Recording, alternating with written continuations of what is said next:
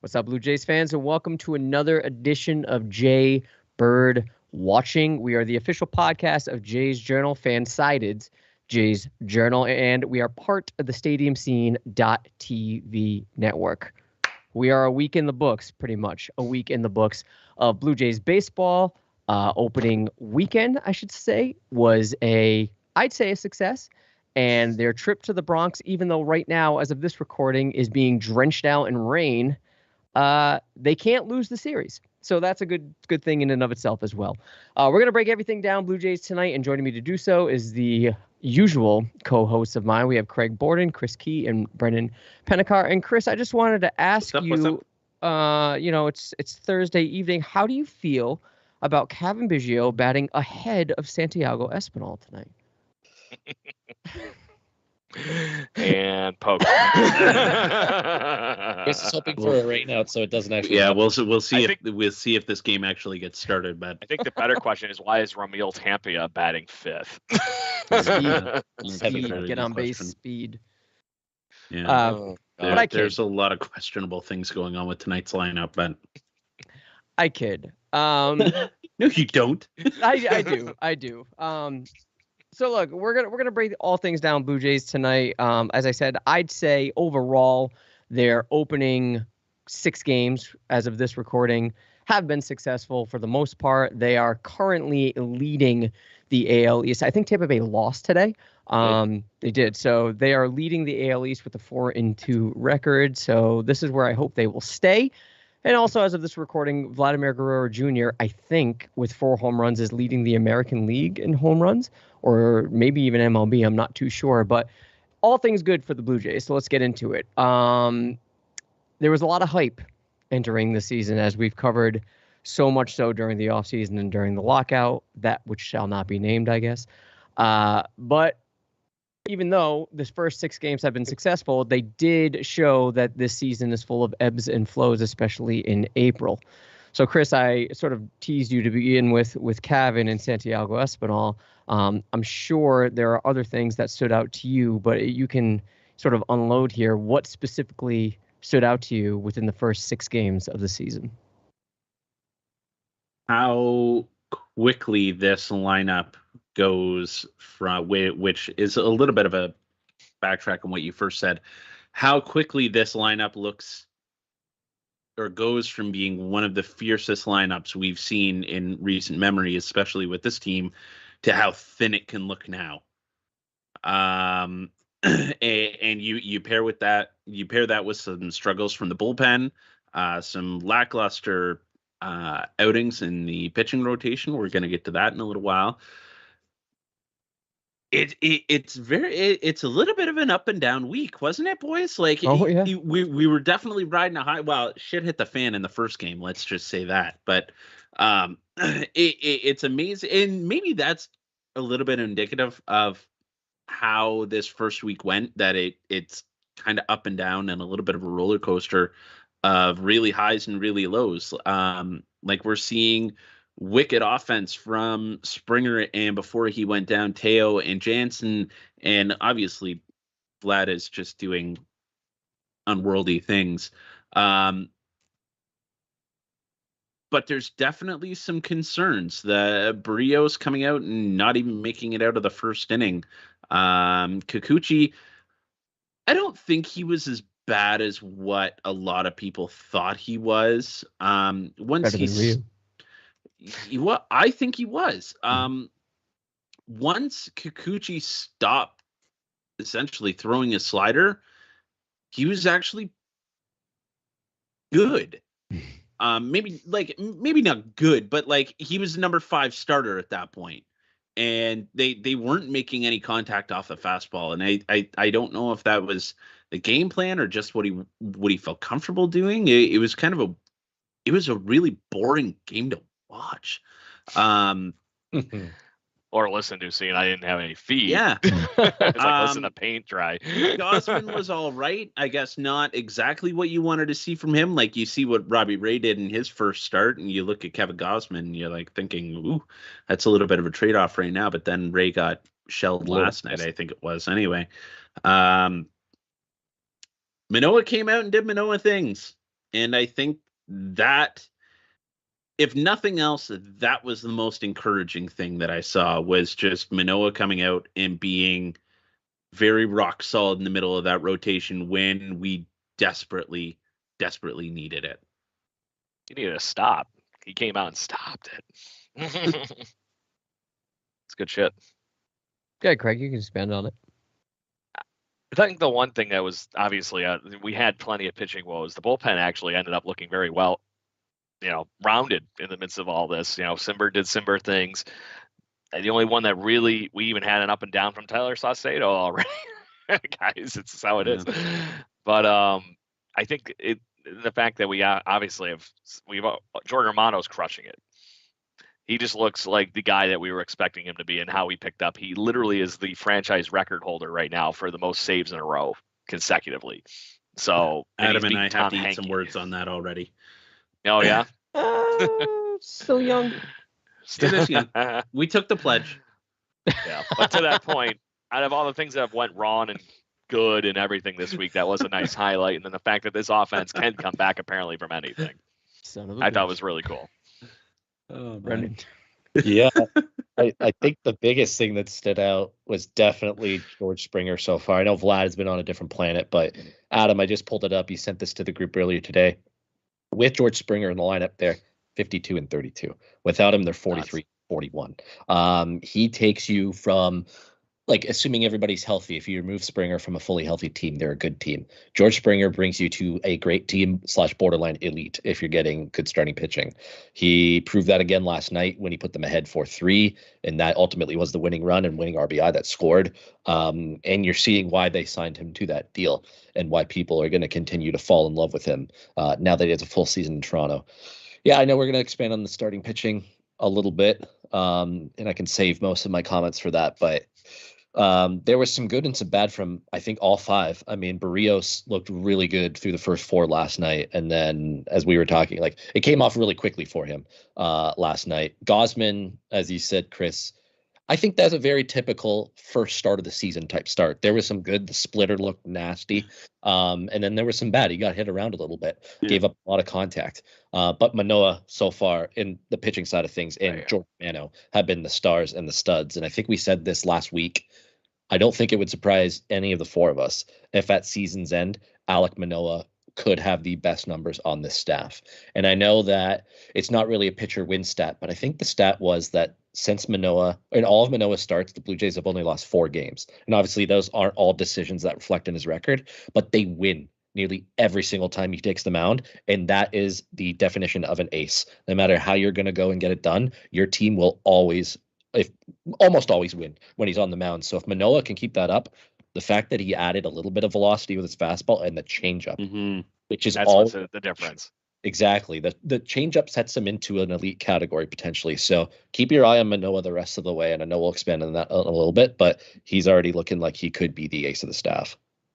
Did you notice a little bit more oomph in Manoah's delivery, that he's like stepping to his right a little bit more after he throws some heat? I did. Like, that's a little concern. Yeah, he's putting I thought it was, when I first saw it, I thought he was pitching hurt. I thought that he was pitching bothered. I now am, looking back on it, and with the success of the start, I think he was just trying to give his whole upper body into every single pitch, and it was effective. He's a big boy. That's a lot of momentum coming off the mound. That's true. A lot of momentum. Need a buckle. So yeah, I think given the roller coaster that was the opening series, I would have liked it for them to sweep Texas. I think we even had that. Most of us had that as a sweep, if not all of us. I know we're going to get into Ryu and Brendan, much to your dismay. We're going to unpack on that when we talk about the rotation. But overall, given, Chris, you touched on game one, I personally think, and it has a lot to do with the victory and the way they won, but I think that's perhaps the best opening day I've ever seen in this team. I agree. Yeah, it was a roller It's coaster. definitely awesome. One of. Yeah. And you could see the energy. All right. No, go ahead. What was it? The first comeback from a 7-0 deficit since like 1950 or something like that. It was the we talked about that when I was on the walk-off podcast this past weekend, and it was like, okay, nobody in this whole conversation is born since the last time this happened.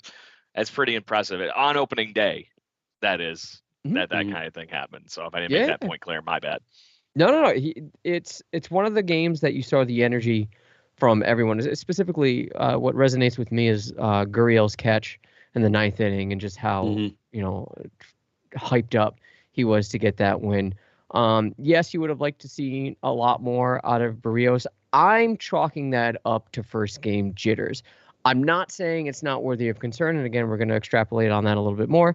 But I'm willing to forgive that, and the win has a lot to do with that. And given the fact that his next start wasn't nearly as bad, but it was still not as good as I would have liked it to be. But overall, I think, given what I'm seeing, how Montoyo is handling the majority of the bullpen, it looks better, even though a small sample size.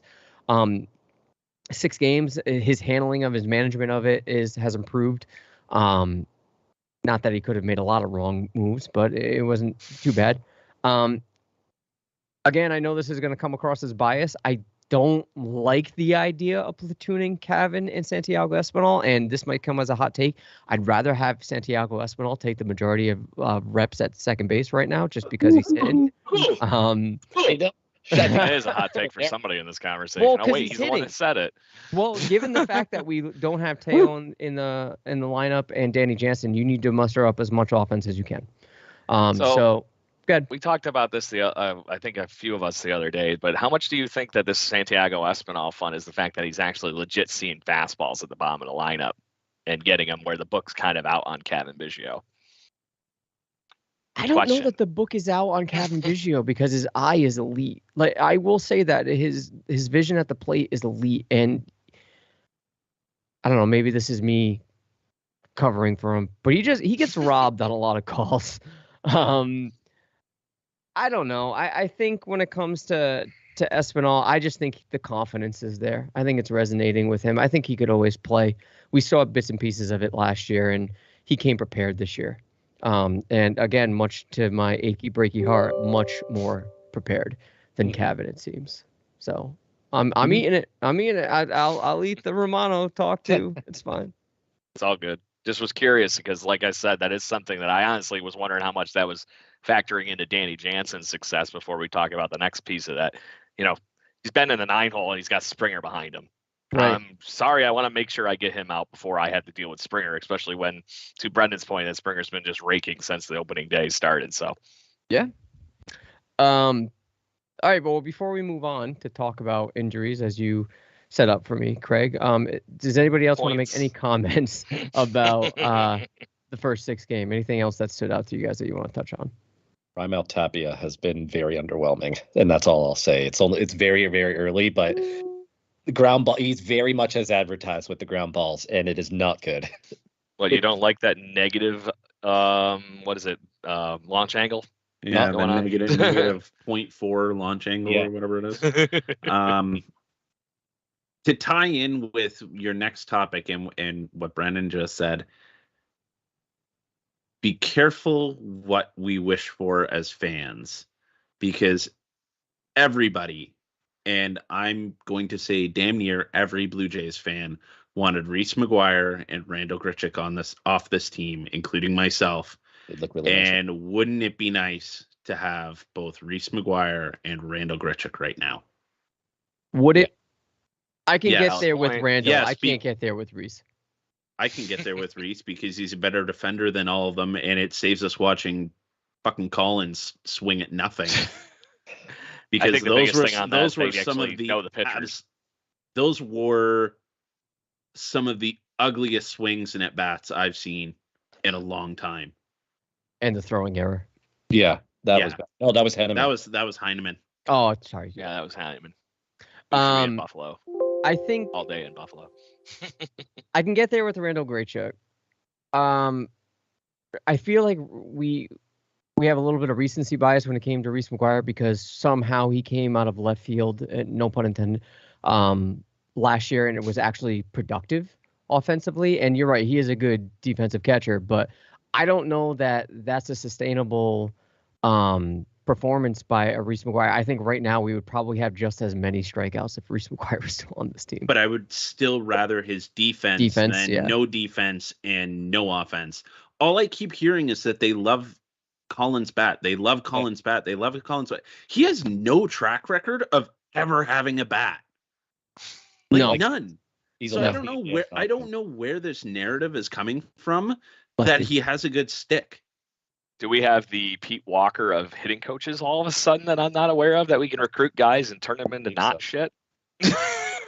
Sorry, I said it. At least Reese offensively gave you a competitive at bat. Zach Collins and Heineman have not done that so far. Like Collins hasn't even come close to making contact at all. Reese at least would have put the ball in play a couple times. Yeah. And like Craig said, he's at least worked with his pitching staff as well. Mm-hmm. That's, I think, the bigger thing right now. That's really the miss. And this is why I understand that it's not fair to bring up Gabriel Moreno with what he's had going on and didn't have spring training and everything, but it literally is the same argument. You got two guys you brought two guys in that don't know this pitching staff anyways. And Gabriel Moreno had no spring training with any of the guys on this team. Do you want to just throw a guy into the fire and hope for the best, or you want to work with shit? Yeah, they won't bring him up until May because they're still going to screw around with his contract. Service time. Yeah, correct. I get that, but to that point, I think they're going to be having this similar conversation in a month. It really especially depends. if Danny Jansen isn't going to be hitting, and Alejandro Kirk is apparently only going to be catching 3 of the 6 games every week. Is kind of what they were saying. So that means Zach Collins or Hinneman are going to be in the lineup. Yeah. Well, at that point, do you? I'm. If this injury to Danny Jansen is prolonged, are we in favor of bringing up Moreno in May? Yeah. If he continues to hit the way he started in Buffalo and play defensively, you want to win ball games.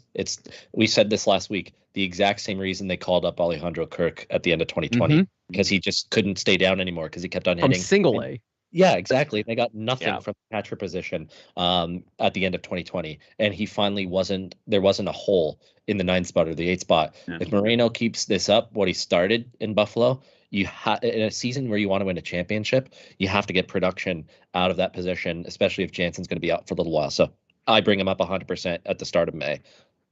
I give him 2 weeks. Oh, okay. And then I bring him up. Well, like honestly, well, that's May, right? That would be the beginning of May. Well, yeah, I guess that'd be beginning of May now. But yeah, just to give him like 2.5 weeks of seeing some live pitching and trying to get his feet wet again in baseball. Yeah. But like Alejandro Kirk hasn't been good either. No, through the first 2 series, like he's putting bat to ball though. He's putting bat to ball, but like he's hitting like barely over 100. Right. Correct. Yeah. So it's early. There's going to be some there's going to be some ups and downs, and some guys get hot before others. Like everybody in the world can't be Vlad, and like as great as that would be to have 1 through 9 George Springer and Vladimir Guerrero Jr., it's just not going to happen. You're going to have these holes and you're going to have these streaks, and you know what? Maybe come mid-May, beginning of June, Alejandro Kirk is on a complete tear fire streak, and we're all talking about how he's the best hitter on the team through a 2 or 3 week stretch, and we all forget about it. But as for now, if Moreno's still going the way he's going right now, I wouldn't be surprised if he's up in 2 weeks if Danny Jansen's going to be out any extended period of time. They're saying 4 weeks minimum. That's plus a rehab assignment that's going to be added onto that. So probably another week on top of that. I'm going to say, Chris and everybody, right around Victoria Day, long weekend. That is the 3rd weekend in May. That's when Jansen can come back at the earliest in my mind. Yeah. That's probably what I would say. That's a long time to go without any production from the catcher spot. So, I think Moreno will be strongly in consideration to be up before then. Now, what you have to think as well is roster sizes go down to 26 May 1st. It's true. So you're going to want to have this catcher thing figured out if this experiment fails. Yeah. So the nice thing is Collins does have an option still, so he can go down. But And I think Heineman can go down as well. Definitely, yes, yeah. He was So a waiver claim anyway, I think. Yeah. So you do have some things to play with, but Yeah, Jansen, just to, open that up a little bit more. It looks like it's a left oblique strain. Yeah. Which, as God someone knows how that's long trying, gonna take. someone that's trying to produce offensively, that's going to be costly, and let alone crouching down, having to move your body, block pitches and whatnot, get shit out of the dirt. That's costly. That's very painful for a catcher. So you want to make sure he's right, which would lead me to believe, based on my complete non-medical knowledge here, but knowing what it's like to hurt yourself, that could linger. That could linger for quite a while. I have no doubt that he's going to come back, maybe a little less than 100%, just so he can get, stay on the team. And, because we've said it, this is make or break for Danny Jansen, right? And it's not off to a great start when it comes to injury, which is terrible to say because he looked pretty good. He was looking confident, and I don't know. There was something a little bit different about Danny Jansen and his approach this year. And it's unfortunate that he had to bite the bullet with this injury. But so as you mentioned, Craig, Alejandro Kirk is going to be catching primarily, even if it's just 3 or 4 times throughout the week. Also, if you're living under a rock, again, we're recording this on Thursday, Teoscar Hernandez suffered a similar injury last night in an at-bat versus the Yankees. Cole was just throwing him heaters, and you could see that in one particular swing, Teo did not look good after, and he grounded out to first, and he just jogged. And even Buck was calling it. He was like, he's done. He's done. As mentioned, the Jays have a lot of firepower in this offense, so you could think that they can mitigate this, and perhaps they can. But again, if you look at the lineup for tonight's game, the bottom half of it is rather thin. So, Brandon, we'll start with you. We did touch on Danny Jansen and, the options there with Gabriel Moreno coming up maybe in the beginning of May. But given how thin the depth is with the outfield, if you had to choose which is going to be more costly, assuming that they're going to be out for a similar period of time, what are you putting your money on? It's a great question. Both provide so much value, especially if Danny Jansen's going to be hitting out of that 8 or 9 spot. But it's probably Teoscar because of what we've seen so far from Raimel Tapia. The only thing that hopefully could magically happen is they somehow fix Bradley Zimmer and he lives up to his top 25 prospect status that he had at one point in his career. However, I do think that reinforcements in the outfield could come decently quickly. And that's in a guy I think I forgot about and just saw an update on yesterday, but Dexter Fowler has to it. Sign it. I was going to say, oh, come on. It's Dexter Fowler season, bitches. Yeah. Exactly. I mean, he's basically starting from ground zero in simulated games right now. But, give him 2-3 weeks, give him some at-bats down there, put him on a rehab assignment. And although, look, at the end of the day, I don't think Teoscar is actually going to be out for that long. And because they have said it's not as serious as they thought. And I sent it to you guys last night, I believe. In 2020, down the stretch for that playoff run, when they qualified, he had the exact same injury and he was back in the minimum 10 days and was able to swing and be fine. I think it'll be longer than that this time, but I'm not sure how much longer that will be. I think he'll be back before Danny Jansen. I will say that much, especially because he can play in the outfield. But if it does linger and if they continue to get nothing from Tapia and Zimmer, then I think you might see Fowler rushed up a little bit quicker. And at that point, I'm fine with that because I think Fowler might have something left with the bat.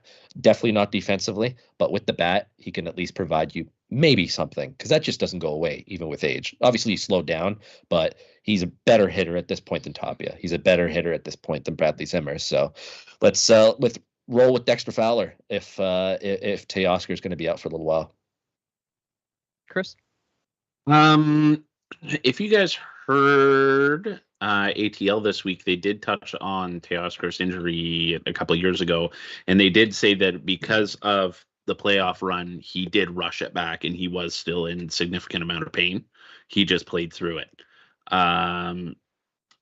It's going to be one of those things that may linger with him for the rest of his career. This is what laugh all you want at this name, but this is what derailed Brett Laurie, was oblique injuries. Yep. It's true. They can be crippling to a ball player because everything you do has some kind of rotation, and you put a little bit of strain in that area and you're down for the count. You can't do what you want to do and perform at a high level. You could see that, like, Teoscar made, I don't know how he made contact with that ball when he grounded out, but like it was a pretty it was a half-hearted swing, to say the least. Knowing the history with that, I'm pretty disappointed that Charlie Montoyo didn't take him out immediately. You know the TV. You know the history. You can see he's in a significant amount of pain. At least go, like, call time and go and see if the guy, like, go and talk to the guy at least. Give him a minute. They 100%. Didn't even do that. He waved him off. And at some point, you have to be the manager and take a second and say, no, you're going to talk to me and tell me what is going on. I'm pretty disappointed in that. That once again shows that Montoyo, like, the inmates run the asylum still, for lack of better words. That he doesn't have as much control. And I know he's a player's manager and keeping everything light, but at some point, you got to be the man and you got to say, no, let's stop here and think about this because we got 158 or 157 more games to go. Mm-hmm. We need you in as many of those as possible. And one more swing can put you down for another 2 to 3 weeks. That could be the difference maker between being in and being out at the end of the year. Yeah. Like I said, I was screaming at the TV. I couldn't believe it that he only kind of was like, oh, what's up? Mm-hmm. Oh, you want to stay in? Oh, okay. I'm going to turn around. It just seemed, it was, I understand he wants to win, but if you saw anybody doing that, and I'm like, there's no way in hell he's going to stay in this game. Anybody you ever see that's literally grabbing at a body part before they, eventually go out, there's usually something wrong. This is like the same thing as Buck Martinez saying his leg wasn't broken a million years ago, which we all know he's broke because we've heard it thousands of times on the broadcast. So this is the kind of stuff that I wish that he would just, man up and go out and do that. Yes, it sucks. There's a lot going on in that game. Things are going on hand. We were ahead. We were now trailing, all that good shit. But you weren't going to be winning that game with a hurt Teoscar Hernandez in there. And if he's already hurt to the point where he's grabbing at himself and, feeling around his hip bone and everything there, that next swing could be the reason he doesn't come back at all for the whole rest of the season. And you can't take that chance when he's one of your best players. Mm-hmm. Let me ask you guys this, and not to hijack if you're gonna continue, go for it. Adam. Table flip. The lineup with Teoscar and everybody else in it, and I mean, I guess Jansen accounts for that too, but I'm not going to count him. The top 7 are incredible. You remove Teoscar and you still have a very good top 6. And Matt Chapman hasn't really gotten going with the bat yet. Bo hasn't gotten going with the bat yet. And Lourdes is kind of maybe starting to get out of it a little bit. In terms of guys who you could least afford to lose on offense, where does Teoscar rank for you? Because Vlad is number 1. Springer has a case for being number 1. They're like 1A, 1B. I would have Bo ahead of Teo. And then I think you start to get into, is it Matt Chapman because of his defense and what you can get offensively? So in terms of guys that you can afford to get away with being out for an extended period of time, where does Teoscar rank? Because for me, he's either 4 or 5. And I think they still have plenty of offense in the tank to be able to get by without him for a little while. I'm not concerned with the offense. Yeah, I'm same. concerned with the depth behind him in the outfield. It just doesn't look good. Yeah. And it's not like Teo is a great right fielder anyway, right? Sure. But he's our right fielder. yeah, he's good enough, right? And his offensive production, he's Jose Bautista, just a little bit better in the outfield. And maybe a slightly less good hitter. I don't know, man. There's some numbers that are pretty damn on top of it. Teoscar's a better hitter than Bautista ever was. Okay. Yeah, so he hits for average, and I'll let to see if I can find the graphic again and share it. But it's gotten to the point where it's nuts and which one you're bolts, saying. like dead on right now. It's almost like we have 2.0 version Bautista Yeah. all over again. Batista had saying- a better arm, but Teoscar Yeah. has a bit more speed. The Yeah. drop off in defense in Yeah. compared to offense is a similar slope. Yeah. I just think that when you see what you have in the offense, in the outfield on defense, it leaves you wanting more. And you can make the same argument for catcher. And even though it's a very, very important position, I just prioritize outfield just a little bit more. For sure. Yeah. So I think his absence, I would probably rank him around 4. Yeah, I think so too. There's a case between him and Chapman because of Chapman's D and how much he'll help the pitching staff. But Yeah, you can get that from Espinal, right? Yeah. Oh, absolutely. Absolutely. You could place him there and be all right. But Chapman's bat at the end of the day Yeah. will through and it'll be miles better than Espinal's at the end of the day. But today, like even though Chapman's not hit, he's not hurt. Yeah. Today, like giving Matt Chapman the night off tonight, I think was a smart move. Yeah, same. Let him end on a high from yesterday. Yeah, and give Espinal still some time. You want Chapman to play. He'll want to play all the games against Oakland as well. True. Yeah, exactly. There is that. True. So yeah, I just think with Teoscar Hernandez being out, again, I mentioned this in the group chat. I don't trust how this handles and reports injuries. I just don't. Especially with how they handled Springer last year. It was so wish-washy and on and off, and they don't have to be honest about it. I understand keeping things close to the vest. I totally get it. But at the same time, when you say it wasn't as bad as we thought it was going to be, well, how bad did you think it was going to be? Yeah, Because if you're thinking it was season ending, that means he could be back in August. So how bad did you think it was going to be? I really would like to know. I would like to have a timetable. I understand they put him on the 10-day IL. Fine. But I don't think we're going to see him in 10 days. I really don't. No. And you want him right for when he comes back too. Yeah. The ship's not like, leaking water too fastly or anything like that. Not yet. I would rather them take an extra week or two and make sure he is right, and he's not going to go back on the IL. Mm-hmm. Yeah, and they learned that lesson last year with Springer. I would hope they don't make that same dumb mistake again. Yeah, 100%. To go on what you said though, Brendan, I'm going to go a little higher, and I would say before the season started, I would have said he was number 2. Wow. Okay. I tend to agree with you. With how hot Springer has been and being the catalyst on this offense, Springer's my number 2 right now. Or you could say, like you said, a 1A, 1B with Guerrero. Yeah. But he's, even with Springer jumping him there, I would still say he's number 3. Yeah, I guess there'd be a case with Bo there too. You could, but you've dealt without Bo right now. Yeah. My biggest catch on that whole thing is Mr. Consistency right now is Teoscar Hernandez. He has been everything to this team the last 3 years. Yep. And the fact that going into this season, expect to Chris's point here, you didn't know if you were really getting a legit superstar back with George Springer being fully healthy. Mm-hmm. The bet was pretty good there. Don't get me wrong.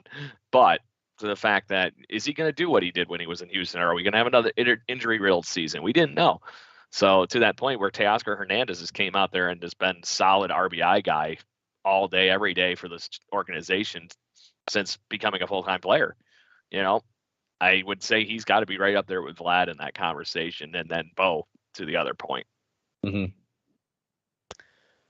It's interesting. I don't like losing either of these players, but the difference between losing Jansen to Teo is that you still have the whisper of Moreno in the background, and you could sort of rest on that and say it's only a matter of time. Like, you can go through a shitty April. If you can make it out of April, I don't think the Blue Jays, I think the Blue Jays are going to do better than this. Don't get me wrong, even without Danny Jansen and Teo. But if you can get out of April at a 500 record, I'm okay. Like, I would like it to be better, but I don't have that feeling of, well, you just lost your playoff spot in April. You can still excel from that, right? 100%. So if you can tread water at the very least in April and then wait on that to evaluate what's going on with Jansen, and if it's still not looking great, or if he still needs a little bit more time, you bring up Moreno. Now I'm fired up. Now I'm only down really one position. 100%. So, and to your point, then, to your point, I renamed the episode from when I sent this to you guys to "It's only been 1 week." Yeah. So. Yeah, and if by then Teo is on his way back in the beginning of May, then everything's good. But I don't know. I just wish there was a little bit more transparency when it came to this team. They don't owe it to me. They don't owe it to anybody. I understand the priority is to win games. Just frustrates me. And it's been an ongoing theme. Specifically, you thought Anthopoulos was secretive. Woo! With this front office is very secretive, specifically when it comes to injuries, and it's just hair up my ass. All right. Anyways, let's move on to the rotation. It hasn't been great, with the exception of Manoah, as we've been saying.